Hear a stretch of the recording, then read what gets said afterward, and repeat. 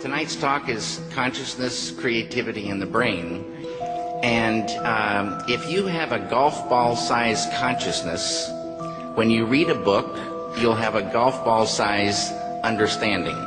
When you look out, a golf ball-size awareness. And when you wake up in the morning, a golf ball-size wakefulness. But if you could expand that consciousness, then you read the book, more understanding. You look out, more awareness. And when you wake up, more wakefulness. It's consciousness. And there's an ocean of pure, vibrant consciousness inside each one of us. And it's right at the source and base of mind, right at the source of thought, and it's also at the source of all matter. There is no matter as such. All matter originates and exists only by virtue of a force which brings the particle of an atom to vibration and holds this most minute solar system of the atom together. We must assume behind this force the existence of a conscious and intelligent mind. This mind is the matrix of all matter. Matter seems like a good place to begin. The solidity of the world seems totally indisputable. As a fixed thing that you can see and touch, your body is also reassuringly solid. But beginning with Einstein, modern physics has assured us that this solidity is a mirage. All of physical matter, everything we have around us, is the result of a frequency. And what that also means is that if you amplify the frequency, the structure of the matter will change. What this self-contained system is a hologram, which is what I call the super hologram. Everything within it is an expression of that hologram. This is one of the great characteristics of a hologram, is that every part of a holographic picture is a smaller version of the whole. It's as if reality is so connected that when you look at one small part, you can see things about other parts. That the entire whole is contained in the part. And in a sense, you can't divide reality up because we're cutting up a hologram. We can't find where one particle is because it's always a reflection of all particles. In a hologram, the whole pattern is whole and complete unto itself. And if you were to take any little portion of this whole out and examine it closely, you will see the entire pattern repeating itself again and again and again. Anywhere in this pattern, if we were to change one little aspect on any one of these little holograms, that change would be reflected throughout the entire system. Quantum physics has revealed what ancient masters knew. Matter does not exist. The concept of substance arose from the philosophy of Aristotle, and from that concept came science's conception of matter. The fact of the matter is that the substance of the universe is consciousness.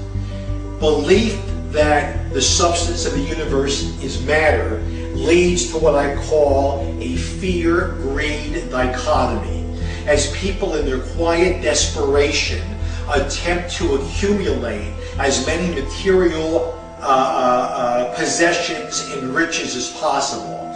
In fact, the substance of the universe is consciousness. Therefore, it is behavior that is important. If you get into the realms of fear, fear is a very slow, dense vibrational state. And the more you embody fear, and the whole of this manipulated society is globally is structured to make us fear, to make us have stress, to make us worry about tomorrow, and have guilt about yesterday, and forget about now. It brings us into a slow vibrating, dense state. We should be very careful about what we believe about the future. The more you attach to a belief system, the more, if reality is holographic, you're helping create it by believing it. And you know, the great clairvoyant Edgar Cayce said that our every thought that reality is built out of thought, and our every thought starts to build reality, and we're like, every thought is like a spider, we're like spider spinning web, and that web starts to build and build. Information is the key, because this matrix, this illusory reality that we think is real, people say to me, what is the matrix? Answer, it's information. Information creates fractals. As information flow increases, the number of fractals, mathematically speaking, increase. This was demonstrated by a mathematician named Theodore Gordon. Fractals are unpredictable functions, so things are becoming more and more unpredictable. When you start getting into fractals and chaos theory, when you look at it in terms of a society, this is where it starts to cross over into the so-called Illuminati or the negative elite, the world leaders with their philosophy of order out of chaos. There is some truth to that, in the sense that when the system becomes highly destabilized, there will be random shifts that suddenly self-organize into higher complexity. At the subatomic level, reality behaves in accordance with the expectation of the observer or the measurer, the scientist. Why is that remarkable? Because everything in the universe is composed of those subatomic particles. These atoms are particles that are whirling at lightning speeds around huge empty spaces, and the particles aren't material objects. They are fluctuations of energy and information in a huge void of energy and information. What the science now is showing is that when you can change the field that the atom is in, you change the atom. And we're made of those atoms. So when we have feelings in our hearts, we're changing the field that connects the stuff everything is made of, and we literally are altering our physical reality. Once you establish the reality we live in, and the nature of what the physical body is, it's a biological computer, and the nature of what we are, which is consciousness, and then you start, as I have, looking at the way this world is structured and how it works and why they do this and why they do that, it suddenly brings into crystal clarity why the world is structured as it is. Because, you know, people look through their eyes and they think this is the world, but it isn't. It's a tiny, tiny frequency range within an infinite energy field of infinite frequency ranges. And basically it's like a holographic television channel. It is the act of consciousness that actually creates the building block that the universe is made of. I can't imagine a universe that exists without us, because it's the act of us observing the world around us that is creating, allowing us to create as we go in a participatory universe. We may never find the edge of our universe as we're looking to define what this universe looks like. We may never find the smallest particle in the quantum world to see what this stuff is that we're made out of.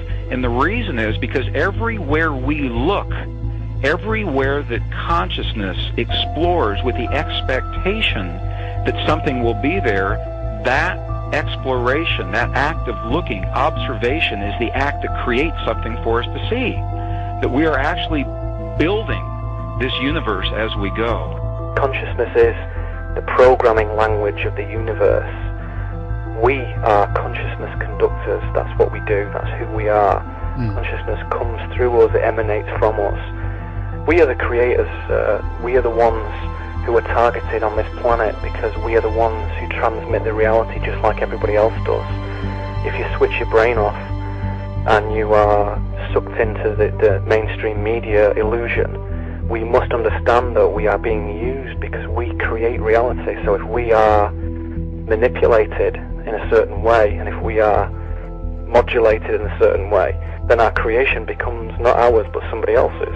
And what happens if we all do it? Everyone in this room decides to take control of reality. I'm talking about reality. I'm talking about quantum physics. I'm talking about taking control of things from the quantum level up, from the molecular level up, and it works. What I think is we're actually dealing with is as I say, some kind of operating system that can be hacked using words. The world is like a ride at an amusement park, and when you choose to go on it, you think it's real, because that's how powerful our minds are. The ride goes up and down and round and round. It has thrills and chills, and it's very brightly colored, and it's very loud, and it's fun for a while. Some people have been on the ride for for a long time, and they begin to question, is this real or is this just a ride? And other people have remembered, and they come back to us and they say, hey, don't worry, don't be afraid, ever, because this is just a ride.